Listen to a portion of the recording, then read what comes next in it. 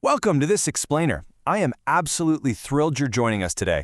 Look, if you're a focused learner ready to finally demystify the financial markets and figure out exactly how to put your money to work, you are in the perfect place.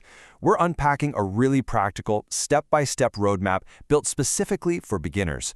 We're going to take all the complexity out of the stock market, stick strictly to the foundational rules of wealth building, and give you a crystal clear path forward. The goal? Super simple. We want to help you transform your hard-earned savings into a fully automated, lifelong wealth-building engine. Okay, let's dive into this.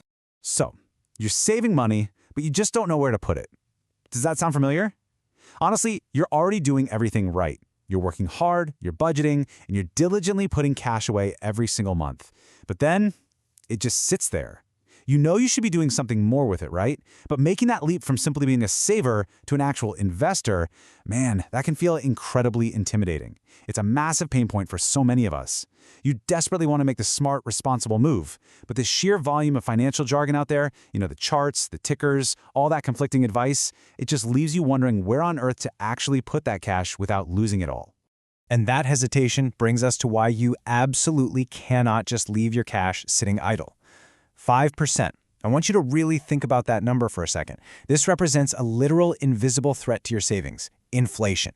If inflation is hovering around 5% a year, it's acting like a silent, continuous drain on your wallet.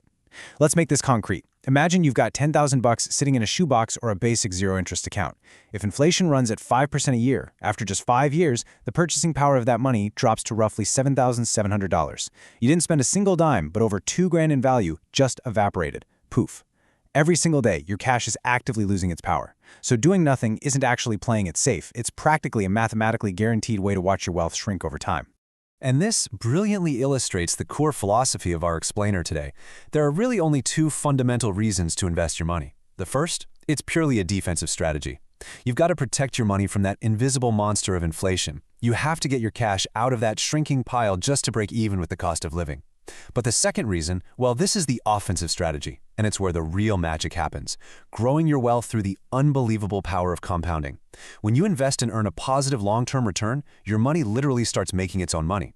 If your investment earns a return this year, next year you earn a return on your original money plus the new growth. So instead of shrinking, your wealth actually snowballs, building this incredible momentum and mass over time.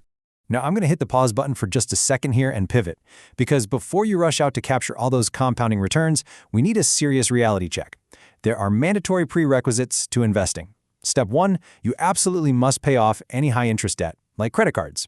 Trying to build wealth while paying 20% interest on a piece of plastic? That's like trying to fill a leaky bucket with a teacup. The high interest rates will just eat away at your wealth way faster than the market could ever build it. Step 2, you need to build a solid emergency fund. We're talking about liquid cash, safely tucked away in a high-yield savings account that covers at least 3 to 6 months of your core living expenses.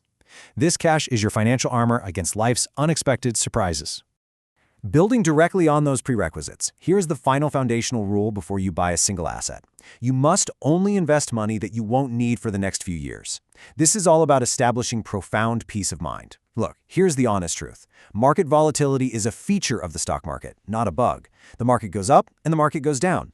If you have your cash emergency fund in place and you aren't investing next month's rent money, you completely remove the stress of those dips. You're setting a responsible baseline that prevents you from ever being forced to sell your investments at a loss just because you need cash to fix a flat tire or a broken fridge. Okay, so once your financial foundation is rock solid, the next logical question is, where exactly should you put your money? There are 3 really common vehicles you're going to hear about all the time. First, mutual funds. Think of a mutual fund like hiring a professional team of chefs to cook a meal for you using pooled money. Second, ETFs, which stands for exchange-traded funds. This is kind of like walking into an enormous pre-made buffet and putting a little bit of everything on your plate. And third, individual stocks, where you're buying tiny slices of ownership in a single specific company. Individual stocks are essentially like buying your own raw ingredients at the grocery store, just hoping you have the skill to bake a perfect cake totally from scratch. So the crucial point is, if you're just getting started, ETFs, specifically broad market index funds, are almost always the smartest and safest choice. Let's break down exactly why that is. When you buy a broad market ETF, you aren't just betting your entire savings on one single company to succeed. Instead, you're buying a massive basket that holds pieces of hundreds or even thousands of different companies all at once. This gives you instant diversification. If 1 or 2 companies in that basket go bankrupt, your basket barely even feels it because the thousands of other companies are still holding strong. By effortlessly spreading your money across so many different assets, you drastically reduce your risk compared to the massive gamble of picking and choosing individual stocks. Now, what's really interesting here is how we address the single biggest mistake beginners make: chasing hype.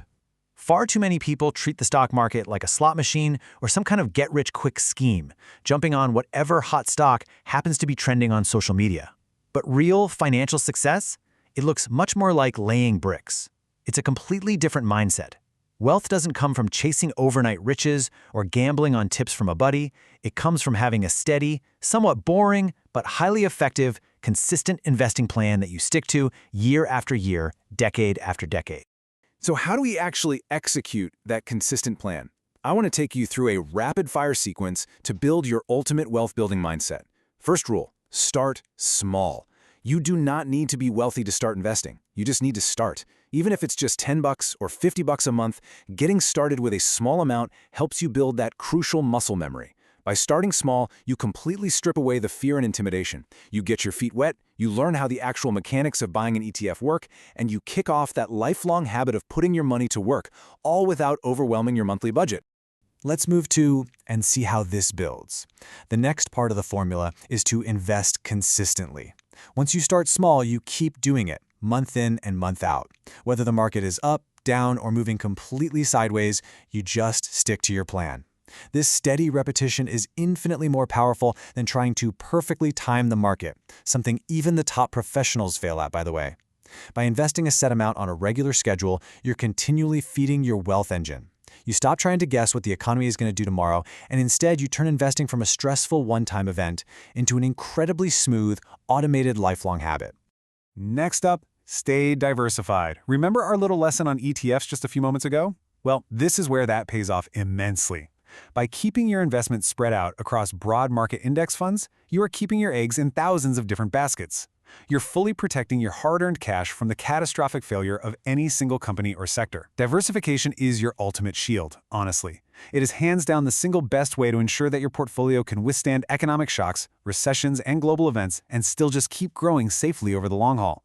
Finally, we wrap this all together with a commitment to keep learning. You do not need to know everything on day one, far from it, but as you grow your wealth, you should absolutely grow your financial literacy. If you follow these rules, if you start small, invest consistently, and stay safely diversified, you can essentially kick back in a hammock and let time and compounding do the heavy lifting for you. The stock market will do the hard, grueling work of growing your money, which gives you the total freedom and peace of mind to focus on continuing your education, enjoying your hobbies, and just living your life. I want to leave you with this final, incredibly powerful thought directly from our source material. The best time to start investing was years ago. The second best time is today. Don't ever look back with regret about the compounding time you might have missed in your 20s or 30s. Instead, look forward with the absolute certainty that you have the tools, you have the roadmap, and you have this incredible opportunity right in front of you. Today is the day to conquer inflation, embrace compounding, and finally cross that bridge from saver to investor. The roadmap is firmly in your hands, so what will your very first investment be?